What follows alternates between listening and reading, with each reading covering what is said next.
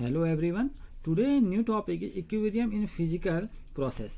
हमने last lecture में equilibrium के बारे में समझा था, इक्विलिब्रियम होता क्या है। अब हम फिजिकल प्रोसेस में इसको समझने की कोशिश करते हैं कि फिजिकल प्रोसेस में हम इसको कैसे आगे को बढ़ाएंगे।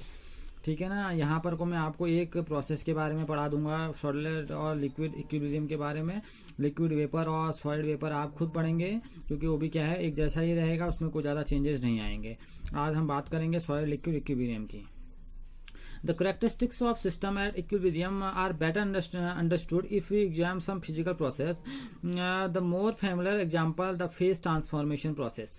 देखिए, ये करा अगर हमने किसी सिस्टम के इक्विलिब्रियम के बारे में समझना है, उसको अच्छे से जानना है कि ये होता क्या है, तो हमें इसकी फिजिकल प्रोसेस जाननी होंगी। और फिजिकल प्रोसेस अगर हमने जाननी है तो हम इसको समझ सकते हैं फेज ट्रांसफॉर्मेशन प्रोसेस से।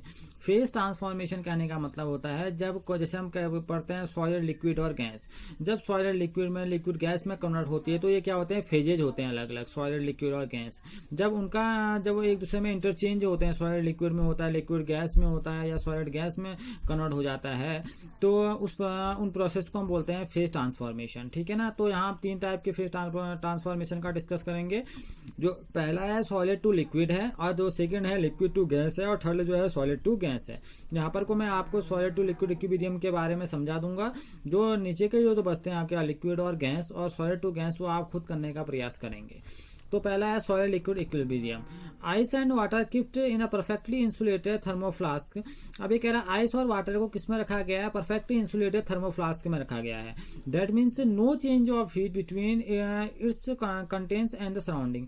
यानी कि सिस्टम और सराउंडिंग के बीच में कोई भी प्रकार की एनर्जी एक्सचेंज नहीं होगी, यानी किसी प्रकार की हीट एक्सचेंज नहीं होगी, क्योंकि वो कैसे फ्लास्क में रखा गया है, आइस और वाटर को रखा गया है, एक परफेक्टली इंसुलेटेड थर्मोफ्लास्क में रखा गया है। ठीक है ना। और वहां पर को जो टेम्परेचर दिया गया है वो दिया गया है 273 K। ठीक है ना। And the atmospheric pressure are in equilibrium state. और जो एटमॉस्फेरिक प्रेशर प्रोवाइड किया गया है वो इक्विलिब्रियम स्टेट को देखते हुए प्रोवाइड किया गया है। And the system so interesting characteristics feature. तो उस टाइम को जो आपका जो सिस्टम होता है बहुत ही इंटरेस्टिंग रिजल्ट देना स्टार्ट करता है, उसका अपने इंटरेस्टिंग रिजल्ट निकलते हैं उसके। वो क्या है देखिए, we observe that the mass of ice and water do not change with time. उसमें जो दिखता है पहला जो नेचर उसका प्रोवाइड होता है वो ये होता है, वो ये ऑब्जर्व दिखता है हमें कि जो आइस का और जो वाटर का जो मास होता है वो टाइम के साथ चेंज नहीं होता। And the temperature remains constant. और टेम्परेचर क्या रह जाता है, कांस्टेंट रह जाता है। ठीक है ना। तो मेन पहला ऑब्जर्व करने पर हमने क्या देखा, हमने ये देखा the mass of ice and water do not change with time and the temperature remains constant. However the equilibrium is not static. यानी कि इस जगह इस पॉइंट पर इक्विलिब्रियम स्टैटिक नहीं है। That means the intensity activity can be notice at the boundary between ice and water. तो यहाँ पर कह रहा है जो यहाँ पर जो इंटेंस एक्टिविटी पैदा होगी, जो उसको हमने नोट करना होगा, वो ये नोट करना होगा that noted at the boundary between the ice and water. यानी कि आइस और वाटर के बीच में एक बाउंड्री आपकी बनेगी। ठीक है ना। Molecules from the liquid water collide against ice and adhere to it some molecules of ice escape into liquid phase. इसमें आप देखेंगे जब आपने आइस और वाटर को रखा हुआ है तो आप क्या देखेंगे कि कुछ मॉलिक्यूल क्या होंगे, जो आइस के कुछ मॉलिक्यूल होंगे वो किसकी ओर भागने की कोशिश करेंगे, लिक्विड फेज की ओर आने की कोशिश करेंगे। क्योंकि आइस धीरे धीरे किसमें कन्वर्ट होने की कोशिश करेगी, वो सॉलिड है, किसमें कन्वर्ट होने की कोशिश करेगी, लिक्विड में कन्वर्ट होने की कोशिश करेगी। There is no change of mass of ice and water as the rate of transfer of molecules from ice into water and of reverse transfer from water into ice are equal at atmospheric pressure and 273 kelvin temperature. अब देखिए क्या कह रहा है, इस बात को समझिए इसमें हुआ क्या। अगर हम पहले से इसको समझें तो कह रहा था molecules from the water collide against ice. जो वाटर के मॉलिक्यूल थे उन्होंने कोलाइड किया, आइस में कोलाइड किया। ठीक है ना।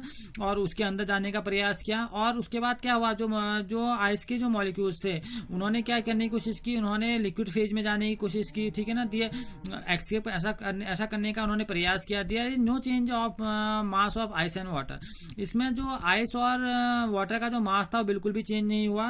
At the rate of transfer of molecule from, अब ये कह रहा है जब रेट मीन से उनका जो स्पीड है ट्रांसफर होने का, वो जो कह रहा था rate of transfer of molecule from ice into water, जब मॉलिक्यूल्स आइस से किसमें गए, वाटर में गए, ठीक है ना। और जब वो जब एक बार क्या हुआ, आइस टू वाटर गए, एक बार जब प्रोसेस क्या हुई, रिवर्स हुई, तो reverse transfer from water to ice, और जब रिवर्स हो गए कहाँ गए, वो वाटर टू आइस गए, तो दोनों का जो रेट था वो क्या था, इक्वल था, ठीक है ना। क्यों इक्वल था, क्योंकि वहां पर को जो आपको जो एटमॉस्फेरिक प्रेशर और आपको जो टेम्परेचर दिया था वो स्टैंडर्ड एटमॉस्फेरिक प्रेशर और आपको टेम्परेचर प्रोवाइड किया गया है, ठीक है ना। तो कह रहा there is no change of mass of ice and water as the rate of transfer of molecules from ice into water and the reverse transfer from water into ice are equal at atmospheric pressure and 273 kelvin. तो वहां पर को आप देखेंगे कि वहां पर को उनके बीच में किसी प्रकार का मास चेंज नहीं हो रहा, तो वहां पर को जो प्रोसेस हो रही है वो आप कह सकते हैं एक दूसरे के इक्वल है।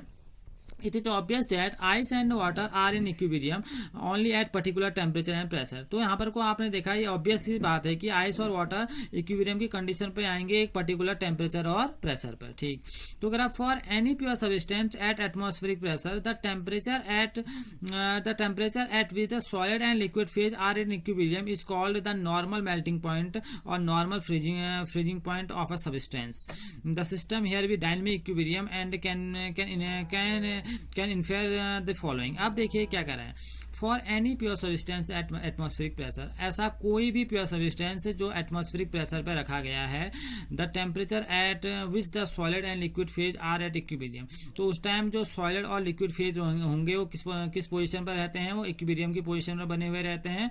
It's called normal melting point, उसे क्या बोला जाता है, नॉर्मल मेल्टिंग पॉइंट बोला जाता है या नॉर्मल फ्रीजिंग पॉइंट बोला जाता है उस सब्सटेंस का।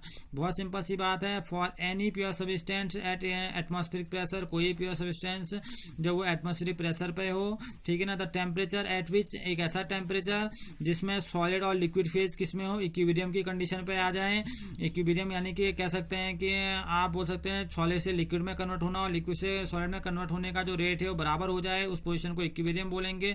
तो ऐसे पॉइंट को बोला जाता है नॉर्मल मेल्टिंग पॉइंट बोला जाता है या नॉर्मल फ्रीजिंग पॉइंट बोला जाता है, ठीक है ना, उस सब्सटेंस का, ठीक है। जब वो बदल रहा होगा, वो सॉलिड टू लिक्विड जा रहा होगा तो मेल्टिंग की बात होगी, जब वो लिक्विड टू सॉलिड आ रहा होगा तो उसे क्या बोला जाएगा, आपका फ्रीजिंग पॉइंट बोला जाएगा, ठीक है ना। तो आप बहुत सिंपल सी डेफिनेशन निकल के आई, for any pure substance at atmospheric pressure, कोई भी प्योर सब्सटेंस जो एटमॉस्फेरिक प्रेशर पर है, तो एटमॉस्फेरिक प्रेशर में आपने रखा है at atmospheric pressure, the temperature at which, एक ऐसा टेम्परेचर जिसमें सॉलिड और लिक्विड फेज आपस में इक्विलिब्रियम की कंडीशन पे आ जाए, तो उसे बोला जाता है नॉर्मल मेल्टिंग पॉइंट या नॉर्मल फ्रीजिंग पॉइंट उस सब्सटेंस का। और ऐसे सिस्टम को बोला जाता है डायनेमिक इक्विलिब्रियम, ऐसे सिस्टम को डायनेमिक इक्विलिब्रियम बोला जाता है। अब इसके कुछ पॉइंट निकल के आते हैं, देखिए इसमें क्या पॉइंट इंपोर्टेंट होने चाहिए जो डायनेमिक इक्विलिब्रियम को फॉलो करें। Both the opposing process occur simultaneously, दोनों ही प्रोसेस एक साथ होनी चाहिए। मतलब जब आपका सॉलिड लिक्विड में बदल रहा है या जब लिक्विड सॉलिड में बदल रहा है तो दोनों प्रोसेस एक साथ होनी चाहिए। ऐसा नहीं होना चाहिए कि सॉलिड पहले लिक्विड में बदल जाए फिर लिक्विड सॉलिड में बदले, दोनों प्रोसेस एक साथ चलनी चाहिए। Both the opposing process occur simultaneously, तो यानी कि सॉलिड टू लिक्विड और लिक्विड टू सॉलिड दोनों प्रोसेस एक साथ आपकी क्या होनी चाहिए, चलनी चाहिए। Secondly both the process occur at the same rate, और दोनों ही प्रोसेस सेम रेट के साथ आगे की ओर बढ़नी चाहिए।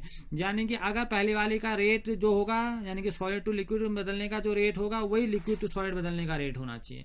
माना पहले का रेट के आपका सपोज के लिए 2 है, तो सेकंड का रेट भी कितना होना चाहिए, 2 ही होना चाहिए। मैंने आपको खाली एग्जांपल से समझा रहा हूँ कि वो दोनों ही प्रोसेस जो होनी चाहिए, सॉलिड टू लिक्विड या लिक्विड टू सॉलिड बदलने का जो प्रोसेस होनी चाहिए जो एक साथ हो रही है, दोनों एक सेम रेट के साथ ही होनी चाहिए, तब वो एक समय के बाद इक्विलिब्रियम की पोजीशन पर आएंगे।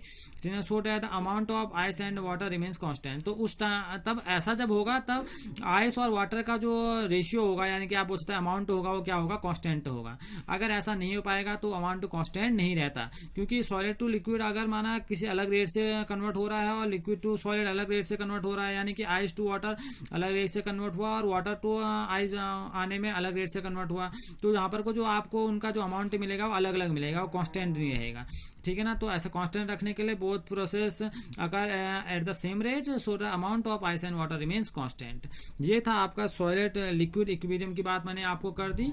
अब आप जो करेंगे अपने घर में जो करेंगे आप इसको समझते हुए वो करेंगे, आप लिक्विड वेपर इक्विलिब्रियम की बात करेंगे और सॉलिड टू गैस इक्विलिब्रियम की बात भी आप करेंगे, ठीक है ना। मैंने इनकी बात यहाँ पर को आपसे कर दी। अब आपको लिक्विड टू वेपर करनी है और आपको कर दी है सॉलिड टू वेपर। ओके, ये बिल्कुल एक जैसी होंगी, इनमें कोई ज़्यादा डिफरेंस नहीं आएगा। यहाँ आपने लिक्विड टू वेपर कन्वर्ट करना है तो वहाँ पर आपको कुछ नया देखने को मिलेगा, तो इसको भी आप जरूर करिए। Okay, thank you.